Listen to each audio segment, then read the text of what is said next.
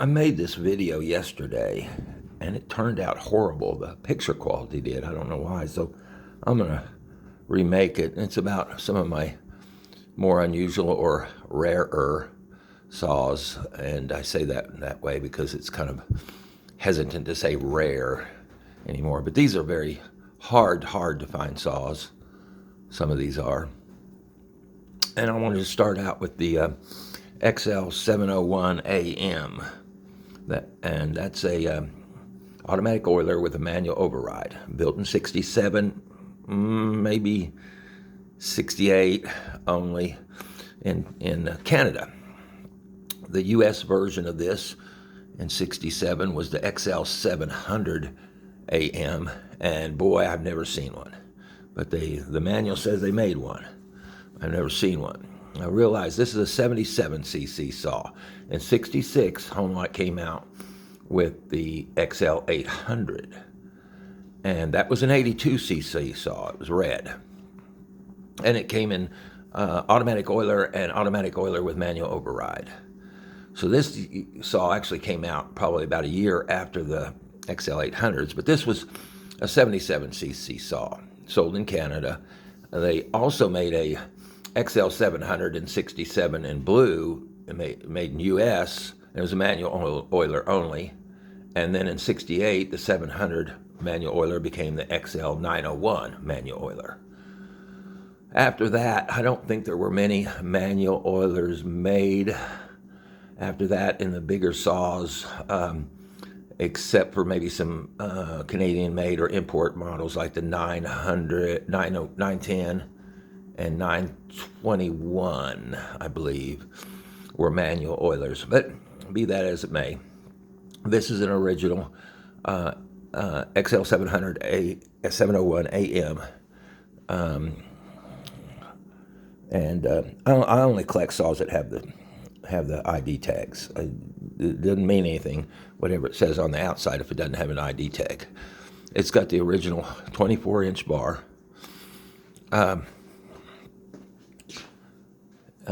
It's in awesome shape for a 1967 saw.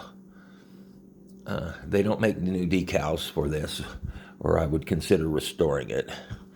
But here is your choke button pull out, and here's your manual oiler override. This was a very awesome saw. And it took me several years to find this saw and get it. And thanks to Scott Lovejoy, I was able to acquire it. Thank you again, Scott. He's a great guy and a great Homelite collector. The other saw I recently got, I got this off Facebook Marketplace ad from a guy who bought a whole bunch of Homelite saws at an auction. And I got a really good deal on this, and these are pretty unusual. It's a Homelite Super XP-1020 automatic. Now, you see a lot of the XP-1020 manual oilers, and you see a few XP-1020 automatics, but you don't see very many Super XP-1020 automatics. And the difference between the Super and the XP and the regular XP, I have no idea, or I don't know if anybody knows, really. And I don't know if there's enough difference to make it even matter. But this came to me by way of an auction or Facebook sale. And when I got it, and of course this is the original Homelite hard tip bar. I have acquired the decals and for the saw and the blade. When I got it, the original starter housing, this was broken, this was broken, and this was broken. That was broken a bit, and this was broken. A lot of these mains were broken. And they had taken baling wire and wired the recoil onto the starter housing. Well, I acquired another starter housing and put the recoil on. And I went to pull, and I couldn't get that sucker to pull maybe more than a couple inches. And when it did pop, it yanked my arm completely out of socket. So I acquired another housing, put the ID plate back on, acquired another recoil, put the shims, the plastic shims on both sides. My other recoil was really far gone in that it was worn out on the inside by the starter cup. And it had a 3-slot starter cup. I put a 2-slot starter cup on it. But it's still, after all that, I'd pull on it and I couldn't get it to come out of the recoil. It was locked, like it was locked up. But I ended up taking it apart 4 or 5 times. Last time I did it, I took the ignition box, I pushed it all the way left. It'll move a millimeter or two because I saw it was rubbing on the inside of the flywheel a little bit. Pushed the ignition box as far as I could left, tightened it back up, set the points, put everything on nice and tight. Second pull, it pulled right out and popped, and fourth pull, it started. And I worked on and off for, probably several months trying to get the parts. I rebuilt the carburetor. No, I didn't rebuild the carburetor. Leon built the carburetor. Well, I kind of rebuilt it, but I put the parts in it, but he got it and checked it out and saw that it was running. Leon's Chainsaw Repair and Parts. Great guy, great work. But anyway, everything's right on it again. And these saws use an XL-701AM carb, which is kind of a little bit unusual on this carb. It uses a vacuum for the idle here, and that little tube, you can't find that tube hardly anywhere that size.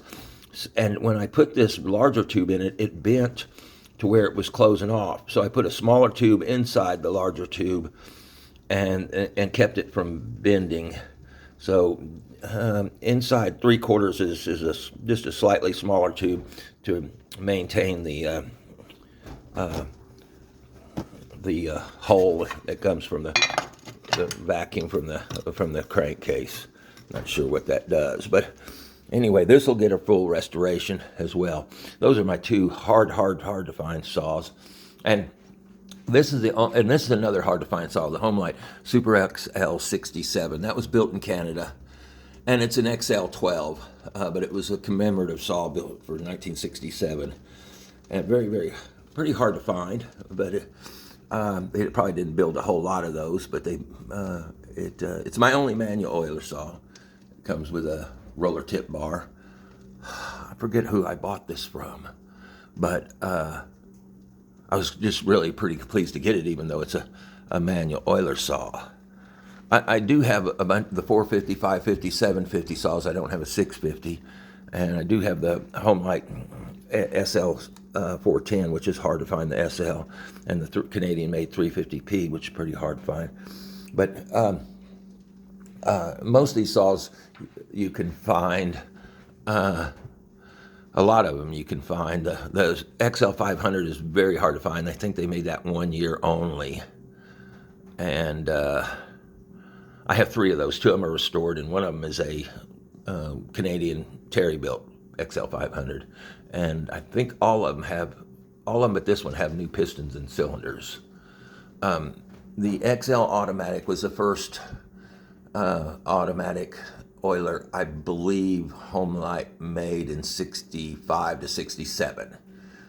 Some of the sites say this is a 1 year only saw. That's not true. It's made from 65 to 67. The Canadian versions didn't even start this color till 68. They made them up until the latter 70s. In 68, this saw became this saw by changing the color. Both these saws had an optional manual oiler. Some came with a manual oiler with the automatic, and some didn't. No rhyme or reason. But it went from green, it went from blue, from 68 to 74, and 74, maybe 73, mostly 74, it turned to red and black. Later, I think it even became all red. But these saws, these 58cc Super XL and XL automatics, ran from 65 to 95 when John Deere made the last one, I think, or Homelite made the last one for John Deere in yellow and black. CS 350, I believe, or 3.5 liter. The Homelite 400s are somewhat hard to find. One of these is a Canadian model. And you can tell because it has a rubber hand grip. They're a little slightly different. There's a few differences. It has a plastic air cover versus the metal for the American version. It has a different muffler. But the Super XL-902, that's another one that's another Homelite Terry saw that's really kind of a little bit hard to find. as is the Terry-built XL-902AM. Both those are 82cc saws with points ignition. And this one's pretty hard to find. It's the XL-870, and it's manual oiler with automatic oiler with manual override. And this one came with solid state ignition points, electronic ignition points. They also made an XL-875, and I think that was a points ignition saw. I could be wrong. But the 870 with the electronic ignition, I don't know why they built it. It may have been a little bit later than the XL-850, which again came out with the electronic ignition. And the electronic ignitions might have been, they were capacitor discharge ignitions. They might have been a little different between these two, but I think this is a late 67 or early 68, because you can tell because it has screw holes here. Earlier saws did not have screw holes there because they were cemented cases. So this saw is probably a 68 or 69, and this is probably at least a late 67 or 69. So, you know, I'm not sure why they made the 870 and the 850 and the 875, but a lot of times I think Homelite did that and changed model numbers to get sales. This is my XL or VI 955 vibration isolated, and this had electronic ignition well. These are kind of hard to find. Homelite made a VI 922 for Canada, and it was a points ignition, and then they made a VI 944 American edition, and it was a points ignition. I have both of those as well, and they're restored. So those are just my kind of a little bit harder to find saws.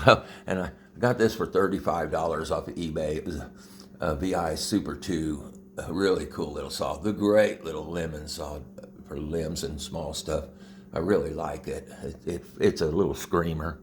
And also I have several of the Canadian-made Super Easy VIs. But those are just mainly some of the saws I have that are more, that are less common than most of the other saws. I think I have 62 runners right now, and we'll be looking to get a few more models that I'm missing.